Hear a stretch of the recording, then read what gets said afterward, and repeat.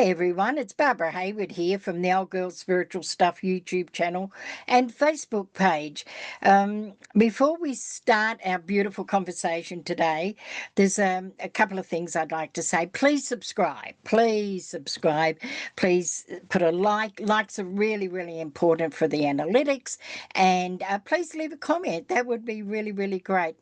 Now, as a lot of you know, I live in a house bus, and so our where I sit is very limited, and it's coming up to the time where the sun. We're coming into our winter in New Zealand, where our sun is going to start shining through the trees. So you may get a lot of rays. I like to think it's my godliness and my spirituality shining through, but it's really the sun rays. Call it what it is. It'll be one thing or another, and I will explain these three. What I call my spaceships. They're not really spaceships. I wish they were, but it's a light reflection from inside. This is the only space I've got to interview, so it is what it is. So I just wanted to explain that. Today, we're going to have a conversation about spirituality and a really important subject within spirituality, and that's love. And today, I've got the most incredible lady who is from Los Angeles. Oh my God, Los Angeles in California, and that's the USA, of course. And this is Dawn Airhart Witte. I've got that right. And she's very witty too, I must say. I haven't known Dawn all that long. However, I know a lot about her because her spirituality just shines through. She's an incredibly intelligent lady. She's so soft and funny, and she's so spiritually aware. And I think this comes from life itself. It comes from her life experiences. And today we're going to find out more about those and her philosophy and mostly about love. Because without love, all we've got is fear. And we've got enough of that in the world. The opposite to love is not hate, it is fear. Because hate comes out of fear. And when you have a spiritual philosophy, spiritual awareness, see, there is a big difference between having an awareness and a philosophy and living the life of spirit. And Dawn is a lady that lives spirit. She just doesn't understand the spirituality. She doesn't just have an awareness of it. She lives it personified. And that's one of the reasons that I'm so proud to have her here and to be able to have a conversation with her today, to maybe share with you all some areas that you may not have thought about, may have been a bit concerned about or worried about being spiritual in this world of climate of fear. So let's just make this conversation happen organically. Neither of us have any idea where it's going, but where it's going is going to be the most awesome place. So thank you for joining us today. And Dawn, thank you so much for joining me here today. I'm so looking forward to, normally I have some expectation of what the conversation's going to be about or the interview, and I will tell you, I have not a damn idea where we're going today. So let's start somewhere, and that somewhere is welcome. And tell us a little bit about yourself, and let's see what unfolds from there. Oh, well, thank you so much, Barbara, for having me. I would like you to write all of my introductions. That was such a beautiful way to introduce me, so thank you. I am Dawn Airhart Witte, as you said, and I have my greatest role. I have, different titles. We all have different Sure. titles, right? And I think my favorite one is being a mom. Yeah. I love being a mom. I love nurturing. I have had, oh my gosh, 17 dogs and 23 cats and bunnies and a squirrel and a tortoise. And like, whether it's human children or animal children, I just love children. They don't have to be my children, just like children. So their souls are so pure, Yeah. and they just emanate love, and they look at life in the most beautiful way, which is we make it so complicated as Oh, adults. I was going to say, children are so simplistic. It's like if you say to a child with a little bit of anger or frustration, for goodness sake, pull up your socks. That's an Australian expression. I don't know if you've got that overseas. It means um, do something better or properly or something. Pull up your socks. A child will look down and say, but mummy, I don't have any socks on. They're so literal and they're so Mhm. simple. Yeah, and they just go off of energy. Mm, They go, this person's nice to me, I like them. And they yeah, don't need to know anything else. They don't care if you're wearing a Birkin bag or you've got, like Louis Vuitton. They don't care about that stuff. That stuff makes no difference to them. They just want to know, are you fun? Are you kind? And, I've been accused of being simple my whole life because I yeah, am very childlike in that yeah, way. But I yeah, really think that if we could all get back to that childlike yeah, innocence, we could receive people in a more beautiful way. yeah. And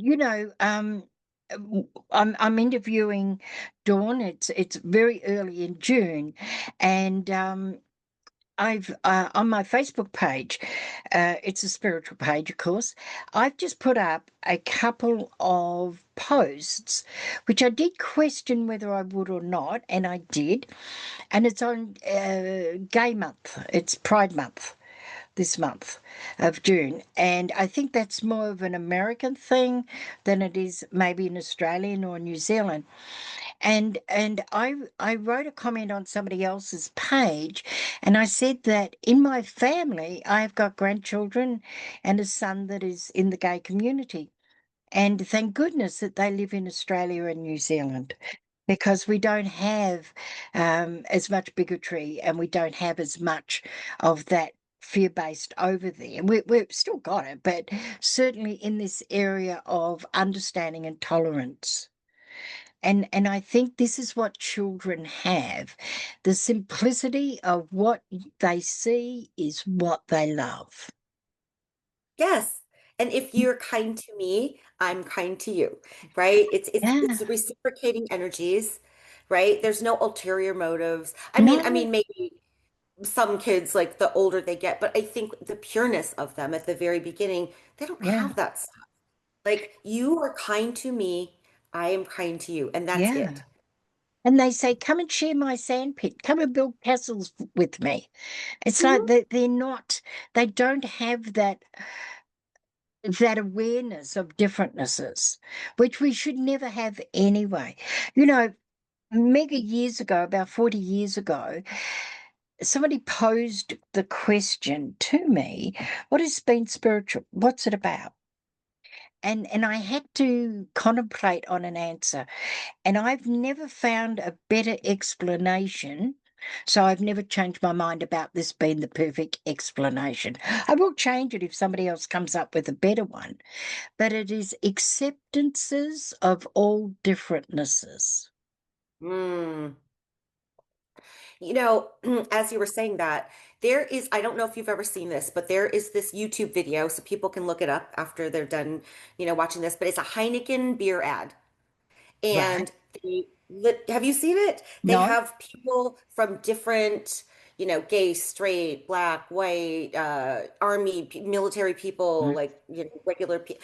And they literally, nobody knows anything about each other. They just are put together to mm. build a bar, literally to build a bar. So they Right. build these bars together, they connect, and then afterwards they have a beer together. And then they find out the things that they thought they didn't like about each other, whether it was like their Mm. lifestyle choices or whatever. And at the end of the day, everybody changed their opinion about what they thought their preconceived notions because they just met each other soul to Yeah. soul, human to human, heart to heart, and that's all that mattered. And I love that so much because at the end of the day, that is all that matters. And if we could strip away all of the labels, Yeah. all of the labels, Yeah. right? We could Absolutely. just connect on our human essence. Yeah. And There's, I extend that beyond humans. I extend oh, that to animals. Absolutely. I'm just not sure I can go there with snakes, if that's okay. You know what? That's okay because I'm not a big, huge snake fan. I'm an Australian. I don't particularly like snakes, but but there is a post that's going around, and I've seen it many times on Facebook, and it's of this man. I'm going to call him a father or an uncle, if you like, speaking to a young boy, and he says, "At your school, do you have Muslims and Christians and Hindus he went on with a few of the labels, and the child looked at him, said, "No, we have kids." That, that, We just exactly. have kids go to Hmm. school. Hmm. And I think that we over time we teach our children through words and non-words, action and non-action about differences. Mm. And do you know, one of the last night I didn't want to cook. I have a body that plays up a lot, and sometimes it says, I'll give you permission to cook dinner. I'll let you stand for an hour, or other times it's like, I'm not letting you stand at all. And so last night I said to hubby, let's have takeaway, and we had Indian. Mm. Now, Mm. if there wasn't Indians in New Zealand, we would not be able to have their incredible food. If there wasn't other cultures, we wouldn't have their wonderful food. We Hmm. wouldn't have the wonderful music that we have. We wouldn't have the wonderful concepts and lifestyles. And I think that we get caught up in my way is the right way. Oh, yeah, definitely. But I was on a retreat in Rwanda with Immaculate Ibizia, and she said something that I really love the way she said, we are all just different flowers, but all the Yeah, flowers are beautiful. You know, it's when you have a yeah. bouquet of a bunch of different flowers, those, not one flower is better than the other. They're all Mhm. beautiful in their own way that they are beautiful. So instead of us hating on people for their differences, let's embrace their differences and say, oh, I want to learn about that. I think that's so cool that you do this, right? But when you have that rigid mindset of like, this is my way and this is the only way, Yeah, then you're missing a huge part of the human experience, which is to experience everything that yeah. we get to experience. And our See, differences make it beautiful. when my boys were very young, for Mother's Day, well, it wasn't just Mother's Day, but they would go and pick a flower and bring home to me on the way home from school, right? Now, I'll tell you, it was an onion weed. They're stringy and they've got a white flower and they smell quite nice, but it was a weed. They had no Mhm. idea it was a weed. They thought it was a magnificent flower that they're giving to their mum. And it was a magnificent flower. It just happened to be a weed. So, what's the difference between a weed and a rose? It's how we classify it. That's it. Actually, I've heard dandelions or, the things that we've been told are weeds are actually very medicinal and healing to us. So, Exactly. who called that a weed? I think they're beautiful. That's it. And without the weeds, see what a weed will do in a garden, it takes up all the spaces that bugs and that can reside in that can harm the flowers. So they're really protective around the empty spaces around flowers. Yet they're the ones that we pull out and discard. And that's Mm. what humans do. And we started this off. The opposite to love is fear. Mm. And we as human beings are not fearful when we're born. We're not fearful, we're taught to be. And there's a lot. There's a lot of that comes at us from all different places. And can we not just teach our children also love? Wouldn't that just be the most awesome thing to be able to teach our children that love is as important? And love comes in many forms, doesn't it? Yes, but love is in my mind, love is the most important. Yeah. I've read books by hospice nurses, and they talk about what people talk about in their last days, weeks, moments, and it's never about stuff or cars or jobs or titles. It's always about the things that they didn't get to do Yeah. and love the people that they love. And if those are the things we think of before we leave this earth in our final moments, shouldn't those be the things that we put our focus on while we are here? Now, I just gave myself goosebumps. you've got a tattoo that I know because you've explained it to me. Would you like to explain your tattoo? Yes, so I have a couple.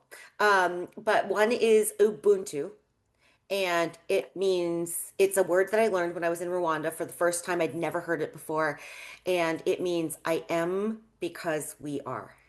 Right. Like people are people because of others. And I Yeah. just thought, oh my gosh, I love it so much. I needed to get it tattooed Yeah. on me because I never want to forget that we are all connected. We are connected to each other. We are connected to the animals. We are connected to the earth. Like everything is connected. And when we forget that part, that's when we start Yeah. losing our way.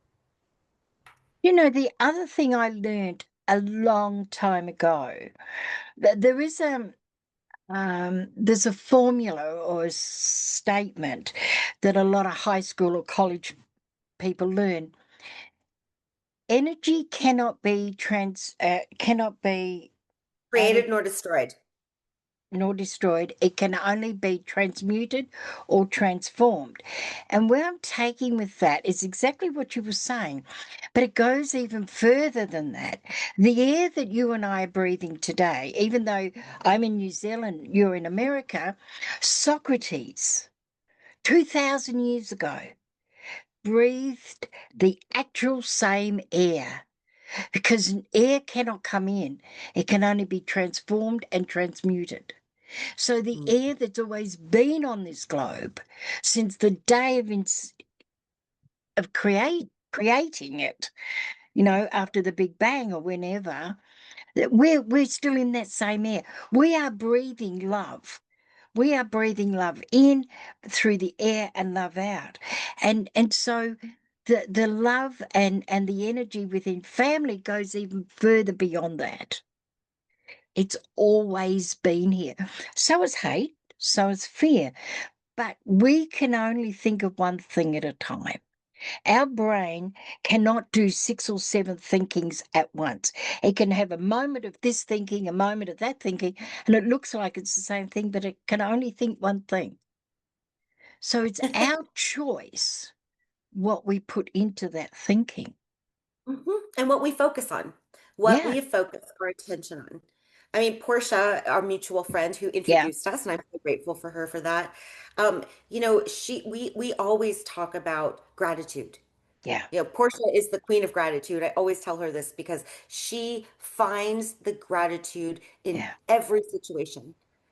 yeah. And so when you are able to do that, it doesn't change the actual circumstance, but No, it changes your perception about the circumstance. that's And it. then instead of like losing your mind, I was going to swear there, instead of losing your mind, it focuses on a direction where we can actually be a solution to our problems.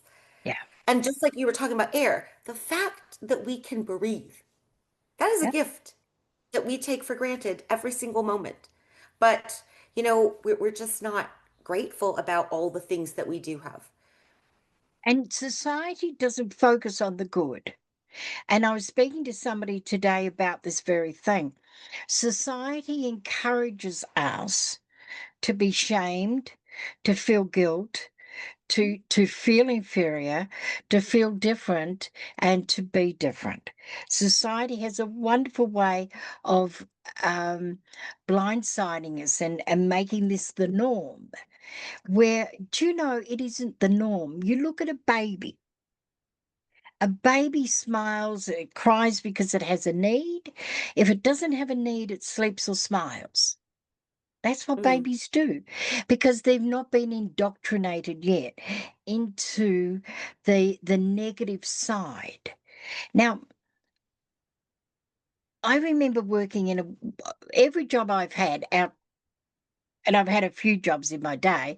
They don't last that long, but I always get called back into this area. But I've always loved every job. Every job I've absolutely loved. And one of the jobs I did, the plastic containers that you get that's got the 1 kilo um, cold slaw in, and it's got the plastic cap on it. Do you know those bowls? My job was to put those plastic bowls on a line. That was my job. And I would do between 10 and 16,000 bowls a night. And I loved it. I loved it because I chose to love it. I chose to make that the thing that I love because I was doing it. Right. And you could have also chose to hate it and complain about it Exactly. all day long, right? But you're still doing it. So what And was your experience? yeah, You chose and it.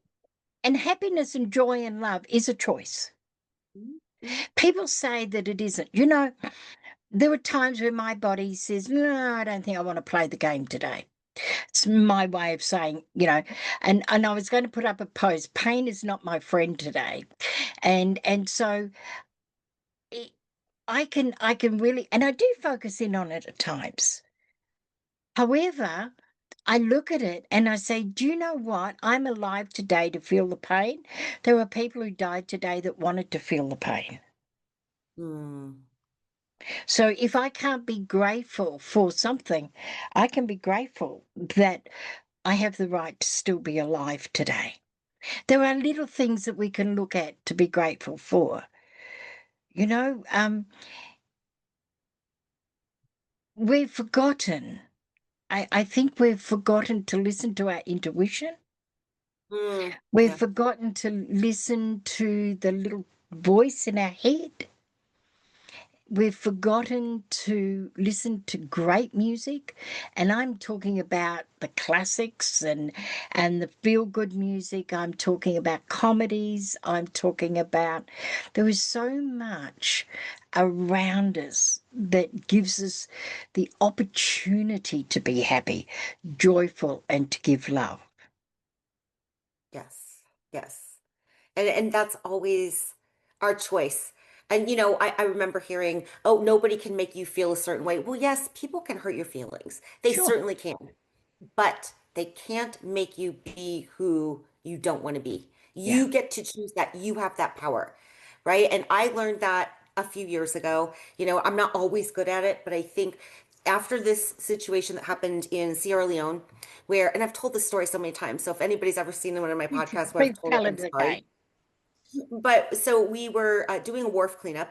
I had just come from Uganda to Sierra Leone, so we had to wake up really early the next morning and drive like an hour, and I only had X amount of cash with me, right? And so we're buying some tools, and it was a community cleanup day there anyway. So they're supposed to be cleaning up their communities, and all the stores had to shut down because everybody's supposed to be cleaning. And so I'm playing with the kids, we're getting cleaned up, everything cleaned up, and they did such a good job. Such a good job. But I hear this lady like yelling at somebody about something, and not my business, so I'm not playing with the kids. And then later, we were giving out some biscuits, cookies, and some money, a little bit of money for everybody that was helping. Like, thank you so much for going above and beyond and doing this like amazing work. Well, she didn't get any. And she came and she was yelling at us. And in my head, I was hungry. I was thirsty. I was tired. I had just given away all the cash I had. And I'm like in my head thinking, oh my God, are you even kidding me, lady? But then I thought, you are here in Africa to be of service and for love. And so your response needs to be in service and in love. And my girls are all sitting there, my girls in Sierra Leone. And so I let her finish talking. I got up and I hugged her and I said, I am so sorry that we ran out. And then I walked away and I was like, ooh, that felt so good because I got to choose who I wanted to be. If I would have done what was happening in my head, there might have been swearing, there And might, but instead I was able to say, Dawn, you get to choose who you are. how you show up, no matter how ridiculous she's behaving, you get to choose how you show up. And that was an aha moment that I will never ever forget. Have you noticed also when you're in that situation to be able to create the choices or to see the choices, how the energy shifts? Yeah. Because the Yeah. energy And I of think that conversation could have gone somewhere out of control. it could have. It Yeah. could have. I think, first of all, Africa is one of my magical places. So I think that that was, you know, that was part of it. But Mm. again, because I was in Africa, I was very much more cognizant of my behavior. If that would have happened Yeah, here, I probably would have said, go to hell. yeah, Like, are you even kidding me? But instead, because I was in Africa, I was aware that I could choose how I responded. And I wanted to respond with love and yeah, with kindness.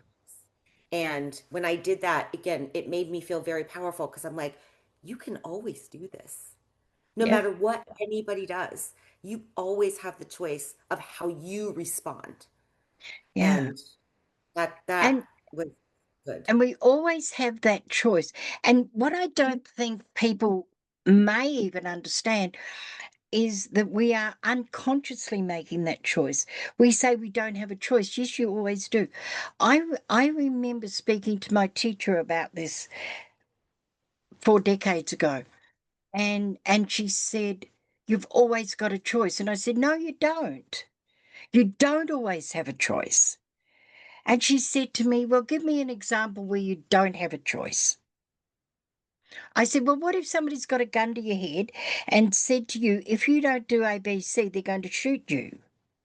You don't have a choice." "Yes, you do, Barb. That's the whole point. You don't understand. You've still got a choice. You may not like the outcome, but you do have a Mm, choice, because if you don't have a choice, you're the victim, and you're not a victim." absolutely. And this is where I used to work a lot with this in my workshops on personal responsibility and accountability. Is the moment I say I choose, I'm taking responsibility for my actions and my thoughts. The moment I say I don't have a choice, I have just played the victim. Now, Yeah. there are situations out there that look like we don't have a choice, but sometimes our choices, the outcome is bad and worse. We always think that the outcome should be good or bad, or better or worse, but sometimes it's from bad to worse. It's still a choice. And the choice lies in how we respond. That is where our Yes, power is. that's How exactly. we show up, how we respond. And you said just when you were, it is very empowering to know Yeah, that you always have a choice on how you behave, yeah, not what they said to you or what they did to you, because yeah, that's them. And sometimes like I will get triggered.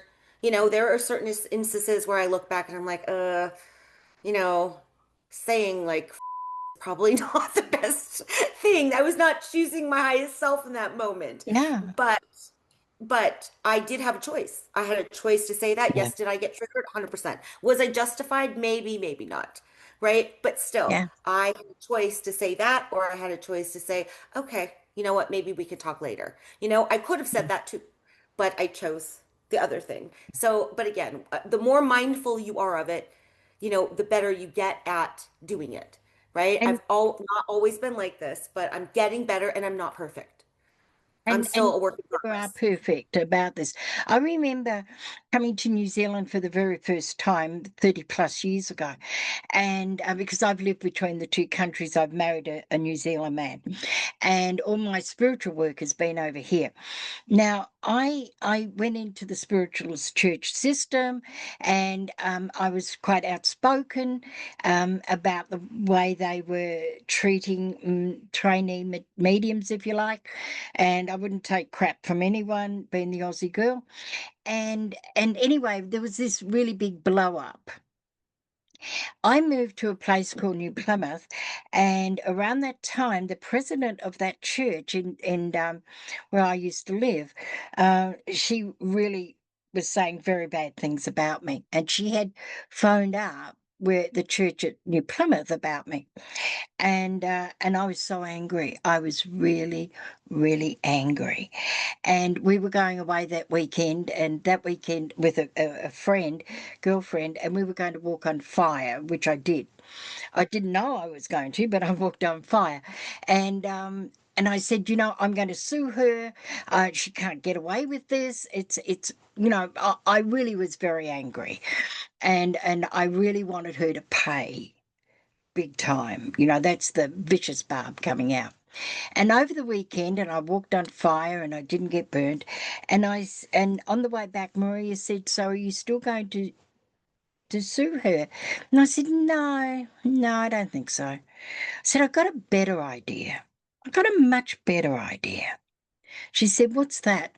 I said, "Well, if that lady has a problem with me now, she's going to have a real problem with me, because everywhere in the North Island that lady goes, she's going to hear my name, because Mm. I'm going to utilize this energy to become one of the best known mediums in the North Island."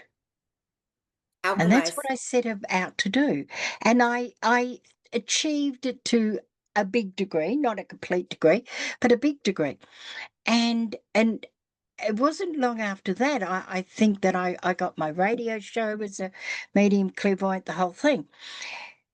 You see, I'd shifted it You to, alchemized it. yeah. And she did, by the way.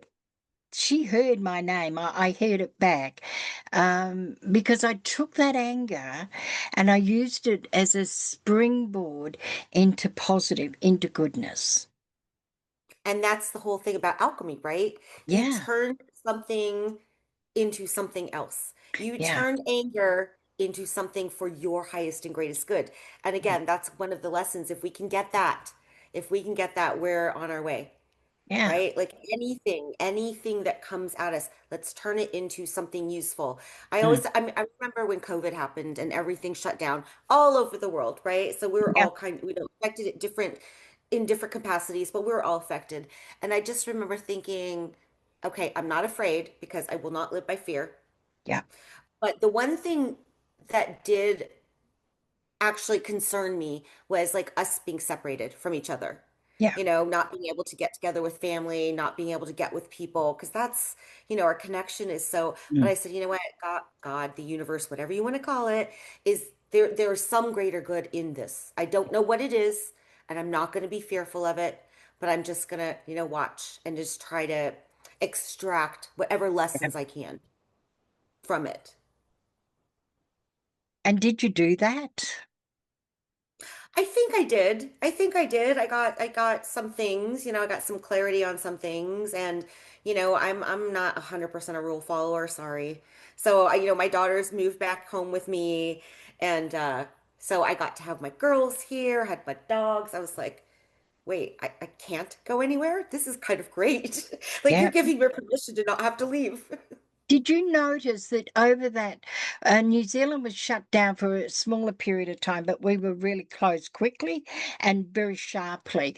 But did you notice that the smog had gone, that nature Oh, started growing back again, that the earth started to have this opportunity to heal?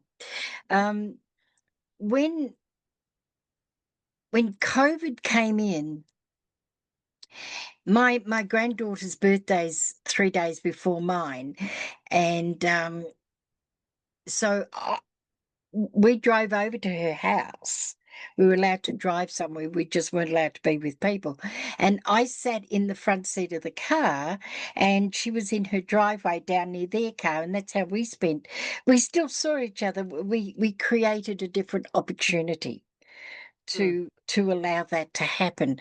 And can I tell you about our prime minister at that stage? It's got nothing to do with the story, but I really love this story about COVID. She asked everybody to put teddy bears or something in the windows, Oh, and as a a national thing. And because we were allowed to go walking, but it had to be separated and only in our pod. And all the kids that walked past, because I had a few really nice ones, as everybody did, and the kids would point up and they'd look for the teddy bears so that they could have that fun. But it was around Easter. And Mm. we've got Easter Bunny, don't we? And now we're all locked down. She went on national television and spoke to the children of New Zealand.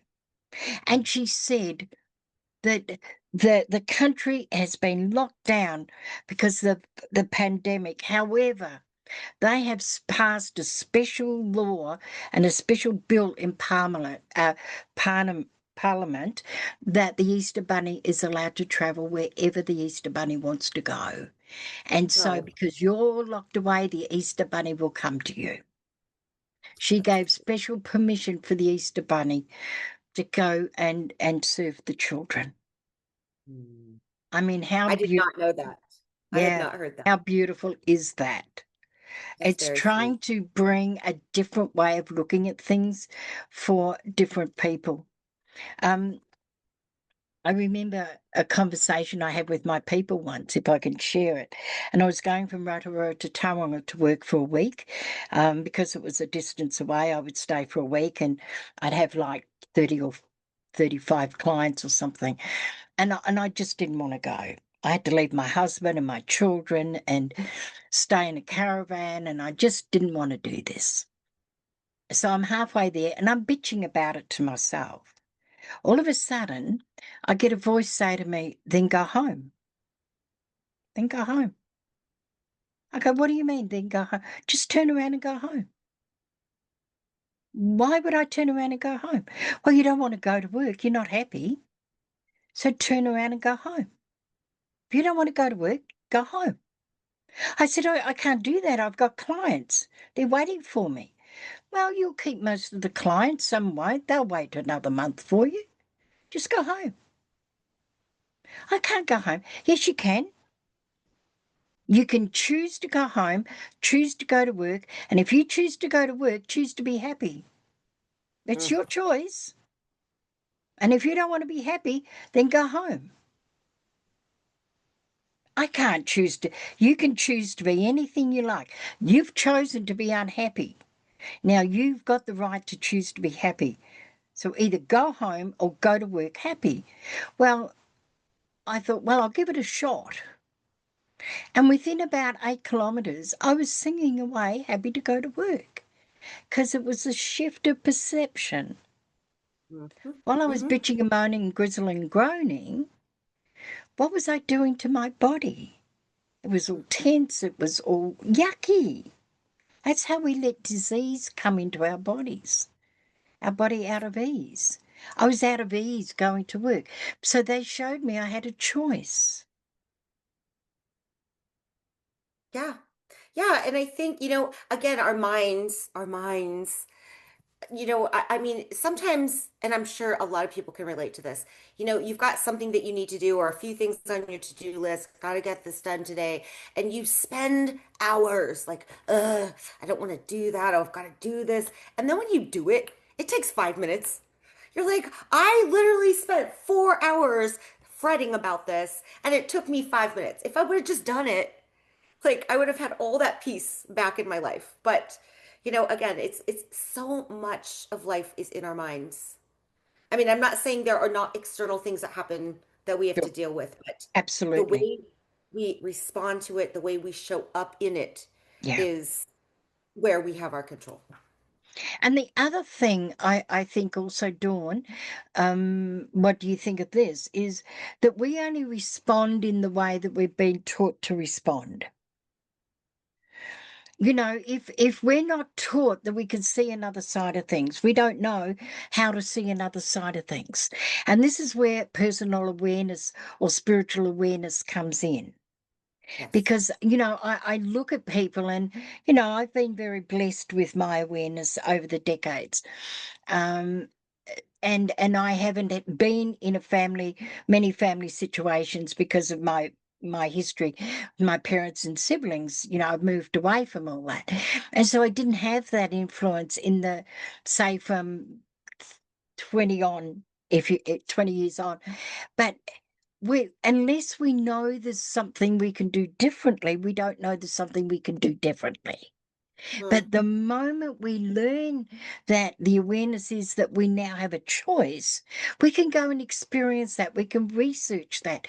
We can say, what in the hell does that bloody mean? Like, that is really dumb. What does it mean? Let me research it.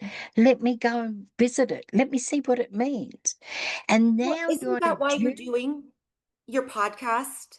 And this is why I do my podcast is like if you've never heard this before, to give you that aha moment, to give somebody Yeah, that like, oh my gosh, I didn't yeah, realize that this is how I was responding and I have a choice, to give somebody that message.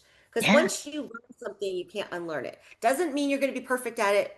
And it doesn't mean you're not going to have to practice it over and over. And you still might have to mentally coach yourself every time you're in the situation. Mhm. Because again, we are human, right? But Yeah, once you hear a concept, then that's like opening up. And this is why I know you do what you do and what I do yeah, is like just to share some of my aha moments with people yeah. to say, look, I didn't always know this, but once I learned this, my life changed. And I think that that's part of the secret, isn't it? Is you don't know what you don't know until you know what you know. That part. I say that all the time. Yeah. I don't know I what I don't know. yeah, this thing I went to many many years ago, and it's like, and we know what we don't know. And so I know that I love my husband and my family and my children and great grandchildren now and grandchildren. I know what I don't know. I don't know how to fly a helicopter. I know that. I don't know how to put a rocket into space. I don't know that, but I know I don't know that. But the biggest majority of this pie is I don't know what I don't know. That part. That part. And sometimes would you agree that we hear something and we go, oh, I'll put that over there, and you think you've forgotten, and then it might even be 2, 3, 5 years later, pops back into your head, and you go, oh, now I understand what that is. So you're really right. You can't unlearn what you've learned. You can't unhear what you've heard. Yeah, and then sometimes you're not at the right space because you haven't had the right life experiences to even make that make sense yet. Right? Like, I mean, you're a grandmother and a great grandmother and a mom. Like there were things that you probably thought you knew, and then you had kids and you're like, oh my gosh, I don't know Exactly. anything. I had a wonderful experience of this many years ago. I picked up a book and read it, and to me, it was the biggest load of crap that I'd ever read. It's a spiritual book. And I go, well, that's the biggest load of crap I've ever read. I don't even think I got through the first chapter. I thought, what crap. Probably other words I used.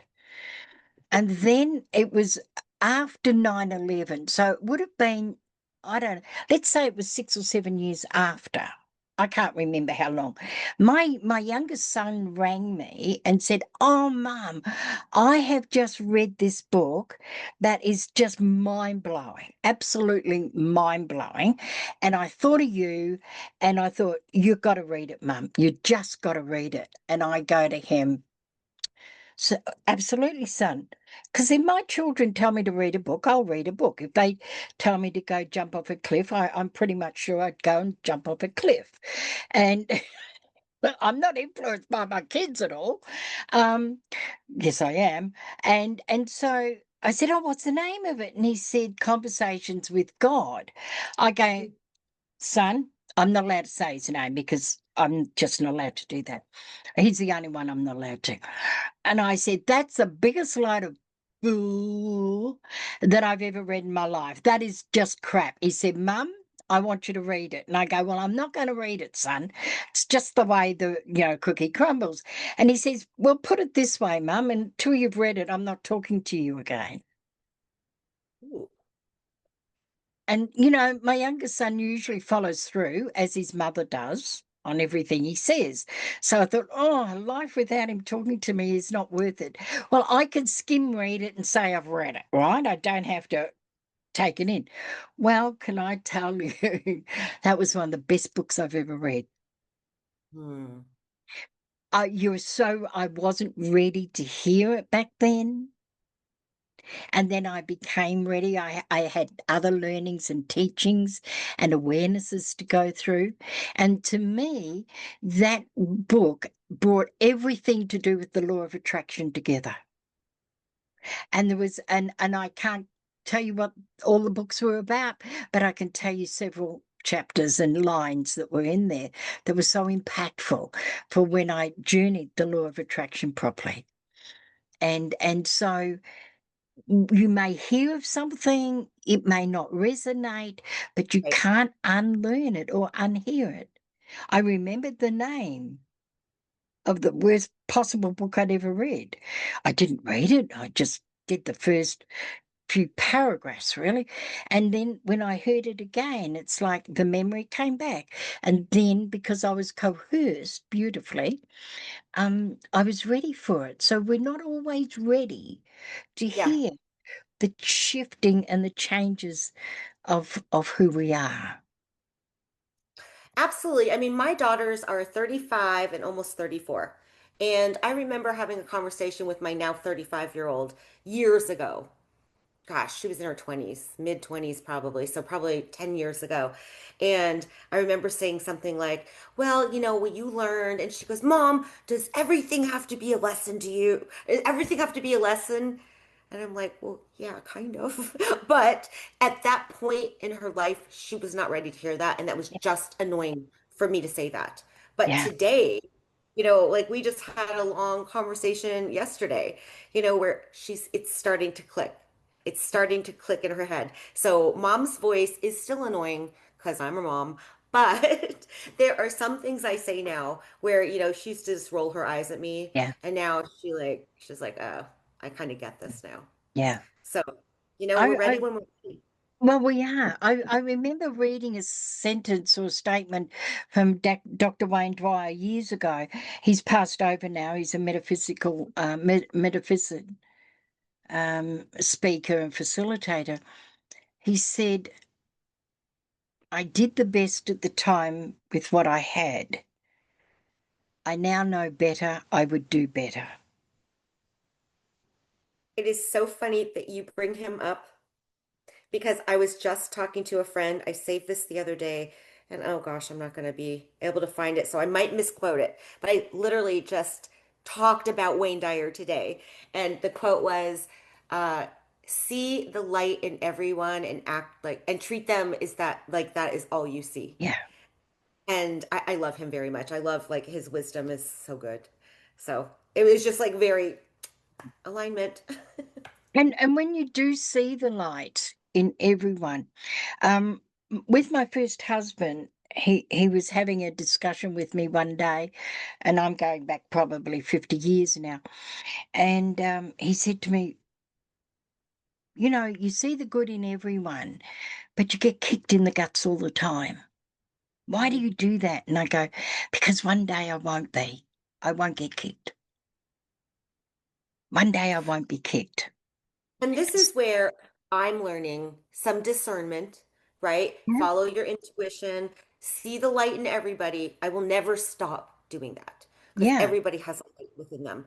But then I have to value Dawn also. So even though absolutely. I see your light, that doesn't mean I can give you my energy. There are 8 billion people on this planet, and I can't give everybody the amount of energy that I want to give everybody. So Yeah. I have to be discerning about who I allow into my life. And And that's part of valuing yourself. the discernment is a really, really important one. I had an experience, and I certainly won't go into it today, be- but with my mother. And it was an absolute eye-opener. She gave me the greatest gift that woman bar life has given me was the gift of rejection. And I Mm, call it a gift because it allowed me to then make some shifts. And once I was able to have that gift of rejection, I knew she was never going to love me or, acknowledge me. I can then start looking her differently instead of through the eyes of, please love me, mummy, I'll be a good girl. I knew that was never going to happen. And I realized what unconditional love became when I stopped putting the expectations of what I wanted from her, understanding I would never get it. I then could focus on her for who she was or is and who she is not. mm, And I was mm, trying to make the who she is not into who she is. And what I found out of that is that I could love my mother totally unconditionally and recognize that I'd never have to see her again. And if I did, she never has to have an effect on me. mm, And so the discernment then came in about how to be able to see um, differently, but discern what was good for me in my world. And mm. that And actually was also pretty, gratitude, yeah, because I've had a challenging relationship with my mother. And again, Akashic records, they say we choose our parents, we choose our partners, we choose absolutely. life experiences. And I'm like, I would not be the woman I am today had I not had that exact mom, Yeah, or had I not had that exact partner, father, brother, sister. Like absolutely. so you know what? Maybe it had to be that way. And so I Oh, can be grateful for it. it not maybe it absolutely was. Mhm. You know, I went through because I've been done psychiatric hospitals early in my day and that sort of thing. And I remember meeting this doctor, and he was very non-traditional. And to do the non-traditional, we have to go outside the hospital area. And I did what's now known as rebirthing. Back then it was called hyperventilating. And I drew a picture of the moment of my conception. I nearly aborted at 3 months, and I was told at 3 months I had the opportunity to go back into spirit or to continue the journey. And I was told in that moment of decision that if I journeyed on, that I would have to do this on my own without true parent relationships and family relationships. And so that was part of the contract. I did actually go back to my mother because I didn't believe in it. Um, I understood it. And I said, did you nearly lose me around 3 months? And she said, yes. How did you know? So I know the rest of the story was accurate. And so we have some choices to make. No matter the choices we make, would you agree we have to be responsible for them? Oh, absolutely. Absolutely. Because if we, and again, this is where, saying, I'm sorry, Yeah, I shouldn't have reacted like that, respond, and my daughter, my oldest daughter and I, she's my drama. She's my drama. I've always called her that. I love her so much. But whenever we get into any kind of friction between the two of us, and mom's daughters, we're going to always do that, right? But I always think, you know what? I love her more than anything else in this whole entire world. I do not want to spend any precious moments of my life being in anything other than love with yeah, her. Yeah, so we get to make that choice. Like again, put your ego aside and say, what is more important than I'm right and I can't believe you did this? How about focus on the love? yeah, And again, back to choices. And I think this whole episode we've been talking about choices, like the yeah, power to choose how we want to show up in the world. yeah. And And and again, it's easier said than done. It's oh, not like automatic, and I'm not perfect at it, but when you're aware of it, yeah. then you get to make the choice. And you get to change the choices too. Mhm. Um, I said to my youngest son, he was going to Japan, and I said, can I give you some advice, son? He goes, sure. So he would have been around 22. I said, God has given you three of the greatest gifts. The first one is the gift of life. Now you must pay God back for that gift. And how you pay God back is living your life to the best of your ability every given day. Now, your ability may be 2% one day, but you must give the full 2%. Doesn't matter, but it's got to be your best. The second gift is the gift of love. And you must at least share your love and accept love and understand love. The third greatest gift is the gift of choice.